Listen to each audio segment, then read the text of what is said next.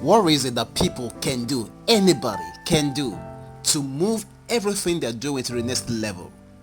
It is sad when I see people approach life from a position of weakness rather than strength, disadvantage rather than advantage, chance rather than choice. Many don't actually realize that life can be lived from a position of advantage. And you know what's behind all of that? I can tell you, people go to school and learn almost nothing about how life really works. Dr. Brian Rubin, leading authority on the subject of strategy, leadership, and personal growth. Imagine all of the organizations that have benefited from his exceptional insight. Saville Energy Luxembourg, Department of Petroleum Resources, Dolphin Telecom, Trident Energy United Kingdom, Africa Reassurance Corporation, among others. He holds business trainings regularly in Lagos, Dubai, and London for senior business leaders who depend on his insight to resolve their toughest business challenges. Dr. Brian is an advisor to top leaders in businesses and governments around the world. His passion is helping people and organizations unleash their full potentials, outperform their industry, and lead. Now discover the insights driving the world's biggest names and organizations as you join Dr. Brian for the Brian Rubin Masterclass. On a visit to the White House, the celebrated American author and entrepreneur Bruce Button said to President Calvin Coolidge, he said, "Business is the hope of the world." Then he said, "Give it free hand under supervision and it will bring in the millennium." Amazing statement. You see, we find several different problems in the world. In our world today, you find it mostly characterized by violence. So you hear of that demonstration over there, you hear of that violence over there, and you find insecurity. You find different kinds of problems. So it seems like we have problems multiplied. We can also forget in haste that some of the things we actually call problems are the effects of problems. Some of them are just effects, not the main thing. Some of them are the effects of social issues. For example, when people are gainfully employed, when young people are gainfully employed, there are certain kind of things that goes on the decline. In areas where there is high unemployment rate, you may find that there is also high incidence of crime because idle hands could cause people to do a lot of stuff. So some of the problems go away automatically when the real issues are actually tackled. That means if we deal with certain issues, deal with certain things like unemployment, insecurity can see a decline. Terrorism can see a decline. If people are more educated, and I don't just mean going to school, when people embrace the right thinking about life, certain things like religious crisis could see a decline. Terrorism could see a decline. When people embrace certain ideologies, you see. So sometimes what you call a religious problem is not a religious problem at all. It is ideological problems. Some things, sometimes what you call racism, tribalism, on their own are not problems at all. They are the effects of issues that has not been taken care of. Now, so the words of this Jeremiah is quite an inspiring one. He said, "Business is the hope of the world." What does it mean by that?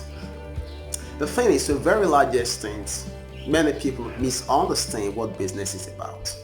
The common understanding that many people actually have about business is something you do for the purpose of getting money. They call it making money.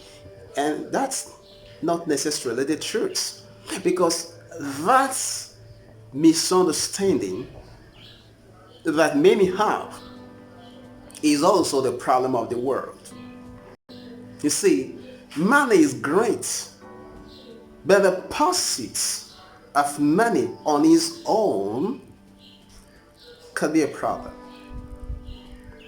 So that's the reason why I really like to. I like always. You know that I always like to deal with fundamental issues, because if we deal with structural issues, the issues around structure, if we gain the right understanding about the principles, the fundamental issues, everybody will be fine. Everything just gets fine.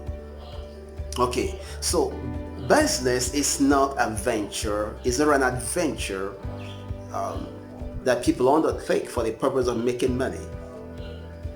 Making money is an effect, is a necessary result of being a business person. And being a business person is about taking responsibility for the problems in the society. It's about solving problems. So business is leadership.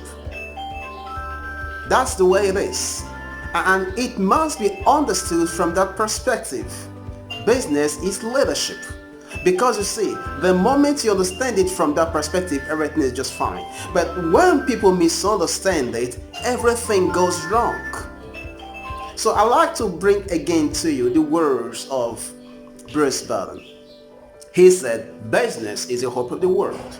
So in a system characterized by violence, characterized by insecurity, characterized by several different kinds of problems, business, he said, as a hope of the world. But you don't let business just run itself. There has to be some supervision, some governance. And this governance has to be taken very seriously. Because give it free hand, allow it to function freely under supervision, regulation, so that everything will be just fine. Because business is about solving human problems, whether they be security, whether they be financial, whether they be unemployment, whether they be terrorism, whatever it is. The purpose of business is to solve problems. So going into business is about going into leadership. It's about taking responsibility for the problems you find in the society. Now, Peter Drucker said there are only two functions of the enterprise. He said it is innovation and marketing. So innovation is about finding new ways of tackling problems, tackling security problems, tackling unemployment problems, tackling all of these issues.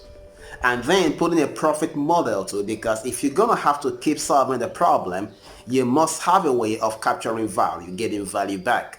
But we need to get the understanding clearly of what business is.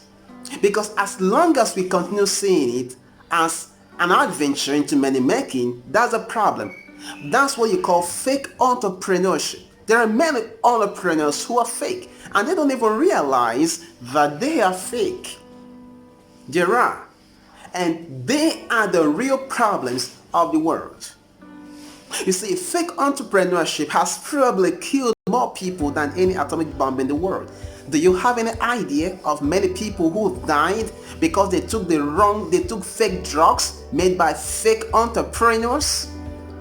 Fake entrepreneurs care only about money, because they think business is about making money. And business is not about making money.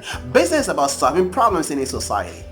The money is the necessary result of doing it right. But when making money becomes the motivation, everything goes wrong from the outset. And you find that the society is left under attack by its own citizens. The greatest tragedy is not when an attack comes in from a neighboring country or a neighboring community. It is when citizens take up arms against their own people, and that is exactly what fake entrepreneurs do. Fake entrepreneurs are people who are motivated by making money. They are fake business people. They are not real. They are not authentic. And they are not driven by finding solutions. They are driven by amassing wealth for themselves. And you see, we can spend a lot of time talking about fake entrepreneurship and how it has left the world naked, how it's left the world and human beings injured and even dehumanized. We'll leave that talk for another day. Today I want to talk about some other issues that are related to that, though, as we have time to do that. So these are things that you get clear. Now, as a business person, you're gonna have to now sit down and think what it looks like for you. A particular idea comes to my mind about how businesses can solve problems. You see, something very important that must be at the back of your mind is that the business exists because of the society. And the foundation for every successful, sustainable business is putting the society first. It is not adapting your solutions, your products to the society. No. It is adapting the problems in the society to your solutions. What do I mean by that? What I mean is that you don't create a solution and try to suggest to people that the solution you've created can address their problems, even when you know it can't. A real business person's idea is to understand the problems in the society and create solutions for those problems. Now that's what makes him genuine. That's what makes him real. His pursuit is not to convince the people to use his solution, whether or not they are consistent to the problems or not. No, rather, it is to create solutions to the problems he's discovered. That's when it is called taking responsibility. That's when it's called being driven by love. And it is under such circumstances only that you can expect to be there today and there tomorrow. Do you have any idea how many corporate giants have collapsed? How many great economies have collapsed? Why do corporate giants fail? I have a whole teaching series on that. Okay, why corporate giants fail? Organizations that are celebrated. Think about an organization like the Lehman Brothers in the United States. What happened? Towards so high and suddenly down to his knees. That's a question that every one of us have to give attention to, so that you can build today and it will last for tomorrow and last every time. And that's so very important. So in talking about how to be effective, there are certain ideologies that we must give up if you want to be successful. You don't have to be one of the corporate giants that will fail tomorrow. Because now you see, this is very important because not so many business people think about this. Well, listen, I advise executives globally, senior executives. I understand how executives think. I understand the pressures that comes with being one, the expectations from shareholders, meeting up with regulators and all of those things. I understand what it's all about. And I know how those pressures can compel people to take off in the wrong direction, to abandon their values and the culture that saw them rise. I understand that. To forget the story, the philosophy behind their strategy. Oh my God. You know, that's the greatest, the worst thing that will happen to an organization or a human being or a nation. Would you believe that a dejected young man at the verge of committing suicide could turn up over $25,000 in 1 year with no office, no connections, no designer suits, and no internet connection? That happened in 1923. Discover his secret in this book and learn how to make your ideas work. To order this book from idea to money, please send a WhatsApp message to +27 60 615 7418 or email admin@brianrubin.com. And There's a particular company they call CVS Kmart, very popular company based in Rhode Island, United States. And they became the first pharmacy in the world to stop selling all tobacco products because they said their mission is to improve the health of people. How can you be focused on improving health and at the same time be selling tobacco products? That doesn't just match. So you see, there is an understanding. Tobacco is not good for human health. And CVS Kmart was focused on improving health. So they became the first pharmacy to stop selling all tobacco products. And that came with a price. It came at a price. It didn't just happen. It came with a price of forgoing $2 billion. $2 billion in revenue.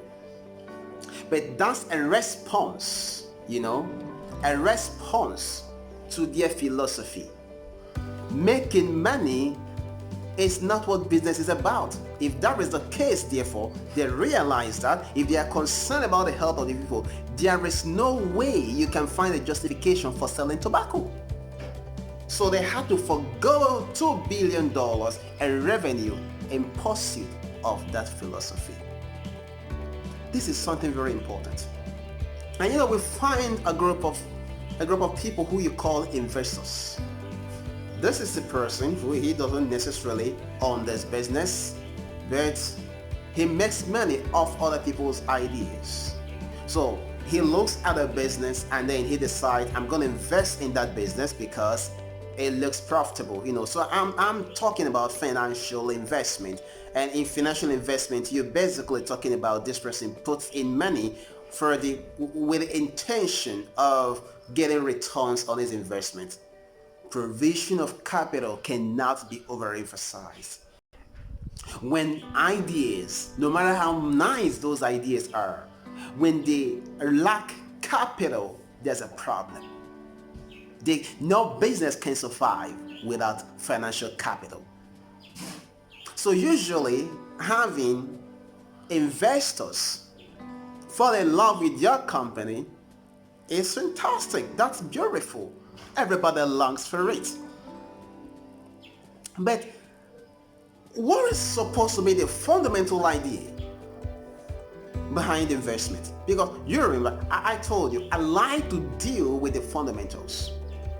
How can an investor be relevant in his day? Well, the only way an investor can be relevant is to understand the reason behind a business. The investor is a business person who buys into other people's ideas. That's what it is about. He buys into other people's ideas. So that's a business for the purpose of making profit. He sells capitals. That's what he does. And like every other business, there must be a philosophy behind it. An investor who lacks a philosophy behind his investments is a fake investor. And if he's a fake investor, he's going to be responsible for people's debt, people's poverty, people's unemployment without realizing it. Listen, we walk through this path called earth but once. Making our lives meaningful, making ourselves relevant should be the ultimate source of fulfillment to us. And you cannot truly be relevant when people are in pain because of your decisions. I love a certain Nigeria's former president, and that's President Goodluck Jonathan. At the time, he was running for a second term in office, and he's lost the election. And if you understand, if you have ever followed Nigerian politics and politics in many African countries anyway, what you find is that it's not like in the United States or elsewhere where somebody loses an election and then he gives a call to his opponent and congratulates him because somehow they trust their system. So the usual thing is, you see somebody loses an election, he goes to court, and then there is that cause. There's a lengthy legal process. You go through that court, and then there's another court, and all of that until probably the Supreme Court says, okay, this is who we've declared the winner, and the matter comes to an end, whether you like it or not. So you can still maintain, say, no, he didn't win the election, but we accept the decision of the court. So this is a claim where sending a congratulatory message is not popular. That's just not the culture. So this gentleman, who was at the time the president and running for this position, noticed that he was losing the election, and the environment was already tensed. His opponent at that time wasn't gonna take no for an answer, according to the report published by the newspapers. The time Goodluck noticed that this wasn't going in his favor, he picked up his phone and he called his opponent and told him, congratulations. That's amazing. Because according to the President Jonathan, he said, no, say my ambition is not worth the blood of any Nigerian. That's inspiring. To realize that leaders in business or politics are only relevant because of the people. Sometimes people don't realize it. You are relevant as a leader as a result of the people. And when you begin to exalt your interest above the interests of the people, you are on the path to irreversible failure. It's about how soon that will happen. If you doubt the statements, you want to take a look at history and see how big corporate giants, respected organizations have fallen to their knees. You see, human beings are towered very high, became bankrupt and lost everything. Always there are reasons for those. It can be explained by several different theories. But the underlying truth remains that when people begin to exalt their interests above the interests of the society, they lose the power to lead. Now let me tell you something. This is very important, and you need to understand how to respond and be effective at your business, whatever that business is. Because like I told you, business is about leadership. The moment you go into business, you are declaring yourself a leader. You are taking responsibility for the problems in the society. You are only doing it with a profit model. And let me explain something very important. There are what they call civil society groups, non-profit making organizations. And they provide their services free of charge. But you know what? They look back to the society to say, you need to support us with funding because we are not profit driven. But for us to continue to exist, we will require your support. So people give them donations and partnerships, and the state writes those donations off people's taxes. At the end of the day, what's going on? They just didn't put a price tag on their solutions, but they still ask the people to keep them up and moving. In the case of what they call for profit organization, what happened is that they put a price tag on their solutions, and they are supposed to recover their investment and make a profit. Because that is the only way they can expand and serve more people. Very simple. So always, it's not about the money, it's about providing solutions. And the business person who loses grip of that very important reality has lost everything. So this is something you want to keep at the back of your mind. And now you want to look at your approach to business. What are you living for? What are you pursuing? What is your motivation? CVS, calm, Mark, I told you just a while ago, they were willing to lose $2 billion in revenue because they realized the selling of tobacco was not consistent with promoting good health. You just can't reconcile the two. So they gave up $2 billion just as a result of this. I remember a time when one of the products of Johnson and Johnson caused people, I think it caused the death of somebody or something, and the company had to recover all of that product in all over the place at a very huge cost because they were trying to protect the philosophy they stood for. You see, leadership comes at a cost. Success comes at a cost. There are costs you've got to be if you're true to your calling. And that cost, that sacrifice, is your right to lead. Being a market leader doesn't come by chance. It doesn't come by being strategic. I'm a strategy advisor. I understand strategy, but strategy is never enough. No, it's never enough. You will have the best of strategies, and by the time you're ready for it, it's overtaken by the environment. What are you going to do in such occasions?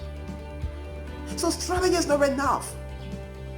It's about what gives you the right. See, there is a right to lead in an industry. There is an authority to lead in an industry. And many times when you sit with an industrial leader, a market leader, and they can explain to you circumstances that led to it were not necessarily the things they created consciously. So there is a right to lead. The right to lead. That right to lead arises from your willingness to live for the society, to extend freedom to more people, to give people more opportunities. That is what brings about that right.